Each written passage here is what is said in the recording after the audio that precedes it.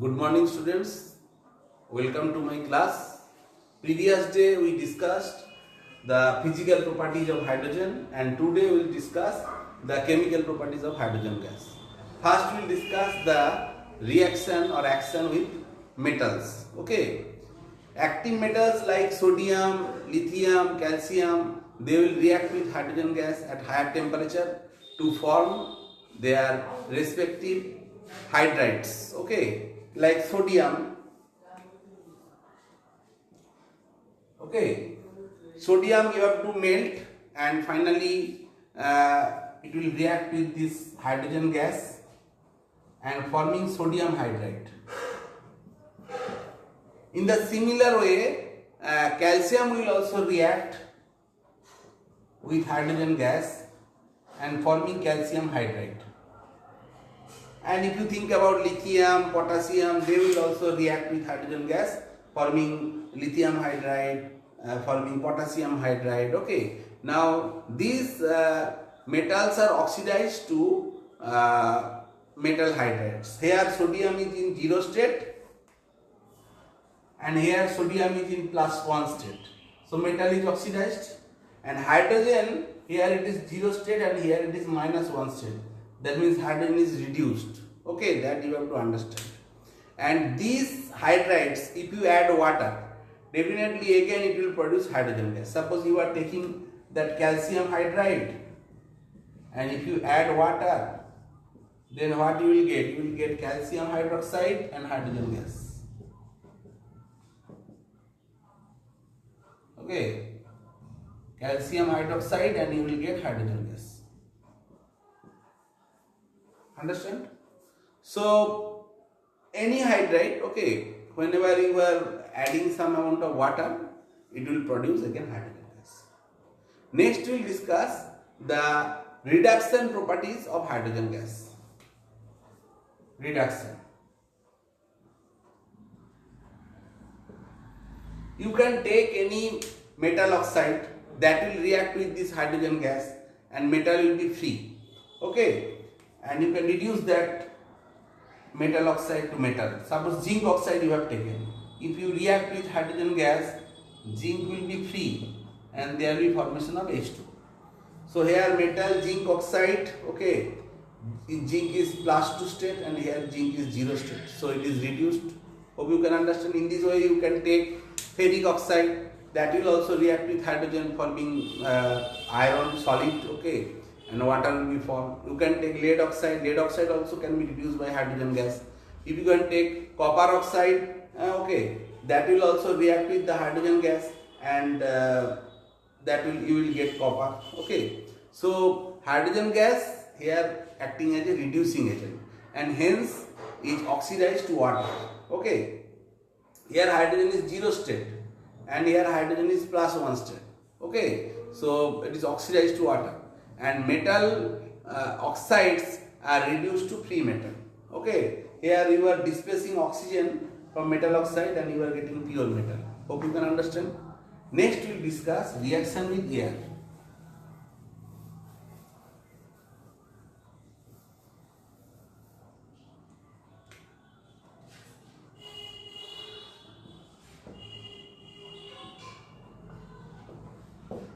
Already we have discussed that air and hydrogen gas mixture is explosive.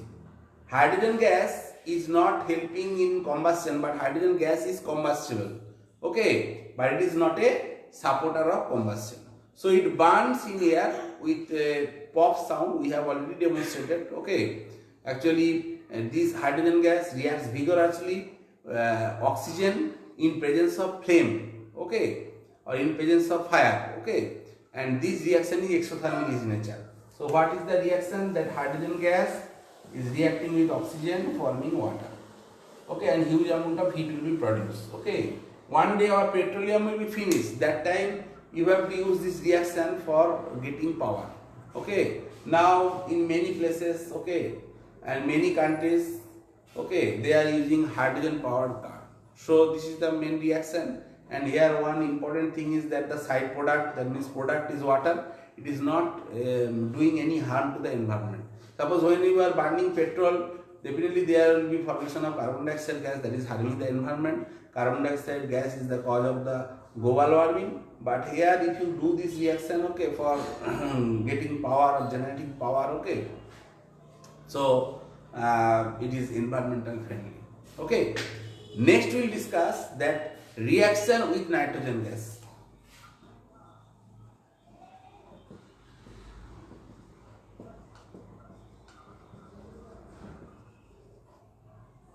Okay, already we have discussed in Haber's process, that means formation of ammonia, where hydrogen gas is reacting with nitrogen gas, okay, forming ammonia gas.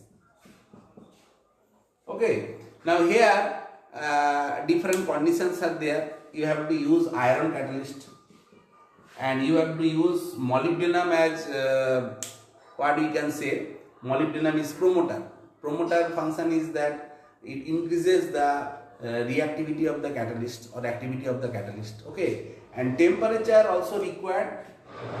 A temperature around here, optimum temperature will be 450 to 500 degrees centigrade, and pressure will be 200 to 900 atmospheric pressure. Actually, this is an exothermic reaction. Heat is generating. So generally, when there is exothermic reaction, low temperature will favor the reaction. But here we are maintaining the temperature around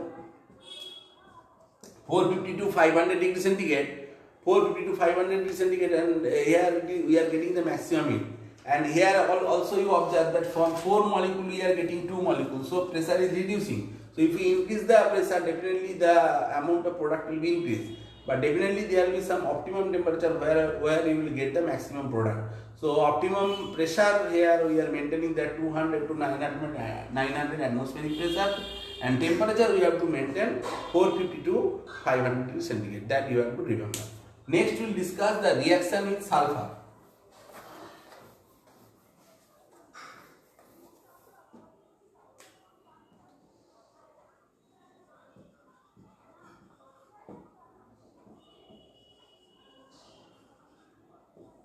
Okay, hydrogen gas, okay, you have to pass through molten sulfur, then it will react and you will get that hydrogen sulfide gas.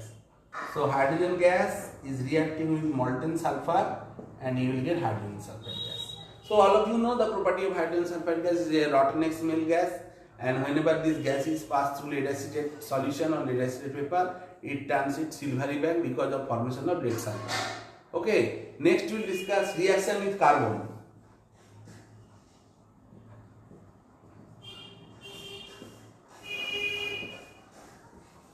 Okay, now hydrogen gas can react with carbon. Okay, if you heat it strongly, then there may be formation of methane gas. Okay, so hydrogen and carbon is reacting, forming methane gas. Okay, and methane gas is very good biogas. Okay, and here you can use this gas also as fuel purpose. Okay, if you burn it, you will get sufficient amount of energy. Okay, that means heat energy.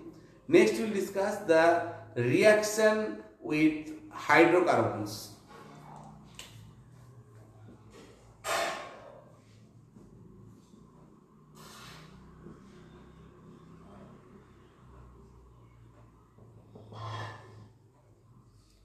Generally, when we discuss the organic chemistry, then you can understand what are hydrocarbons. Hydrocarbons are organic compounds containing carbon and hydrogen.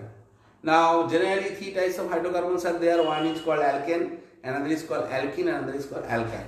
If there is single bond, okay, between carbon, okay, then it is called alkane, it will not react. But if there is double bond between carbon like ethylene, definitely it will react. Okay, these are unsaturated compound. Okay, that will react with hydrogen gas. Here you have to use one catalyst. You can take nickel, you can take platinum, you can take palladium. Okay, and then this double bond will be vanished. Okay, and that will react. There will be addition of hydrogen, and you will get ethane gas. Okay, so CH2 double bond CH2 is a unsaturated compound. From here you are getting a saturated compound. Okay, so hydrogen gas reacts with this unsaturated hydrocarbon in the presence of suitable catalysts like nickel, platinum, palladium to form a saturated hydrocarbon, and this reaction is called hydrogenation reaction. And here also you can take alkyne, that means carbon-carbon triple bond is present. Here 2 hydrogen, 1 mole alkyne will react with this 2 mole of hydrogen in the same condition, that means nickel. Here temperature is also required, okay, and pressure is also required, and here also you will get the same product, that is ethane you will get, okay. So these reactions, okay, has huge application. Commercially, the vegetable oil, okay, that means sunflower oil, okay, they are unsaturated hydrocarbons, okay, they contain this double bond and triple bonds, okay. And when you are taking this vegetable ghee and you are reacting with this that means vegetable oil, and when you are reacting with hydrogen gas, then it will become saturated, okay. And these saturated hydrocarbons, okay, that means vegetable ghee, that is dalda, okay, and that is very bad, okay, very much bad for our health, okay. We are using this, preparing this thing, and this is also called that hydrogenation of oil, okay, hydrogenation of oil. Actually you are taking sunflower oil, okay, and here you are containing double bond or triple bond, that means it is unsaturated, and you are adding hydrogen, okay, then it becomes saturated, okay, and you will get the solid fat, okay, or ghee, okay, and this is called the hydrogenation of oil, okay. And which one is better for our health? Okay, this is the unsaturated is better for our health, saturated is bad for our health, okay, that you have to remember. Next, and the final things, okay, of this study of hydrogen element, that is the use of hydrogen gas. Okay, already we have discussed you can use hydrogen gas as fuel, okay, because of its high heat of combustion, hydrogen gas is used as fuel, okay, and on combustion it produces water and no other gases, so definitely it is a non-polluting fuel. So hydrogen is a major component of some industrial fuels such as coal gas and water gas, okay. Water gas is a mixture of carbon monoxide and hydrogen, okay. Next, another we can use in oxy-hydrogen torch, a mixture of hydrogen and oxygen when burned in a special design apparatus called oxy-hydrogen torch, it will produce temperature around 2500 degrees centigrade. So this can be used for cutting and welding of metals, and it is also used for the melting different types of metals, okay, like platinum and quartz, and for fusing alumina to produce synthetic rubies, okay, and sapphires, okay, that are used as jewels in different shops, okay. That means you know that different types of bracelet, okay, we are using this type of jewels, okay. Here this oxy-hydrogen torch is used, okay. So this is one very important application of hydrogen gas, that by mixing oxygen and hydrogen gas, okay, you are able to produce a high temperature, okay, that means 2500 degrees centigrade. Next we will discuss the atomic hydrogen torch, okay. So atomic hydrogen torch also create high temperature, it around 2800 degrees centigrade, okay, which is also used for welding alloys containing metals like tungsten, manganese and chromium, etc.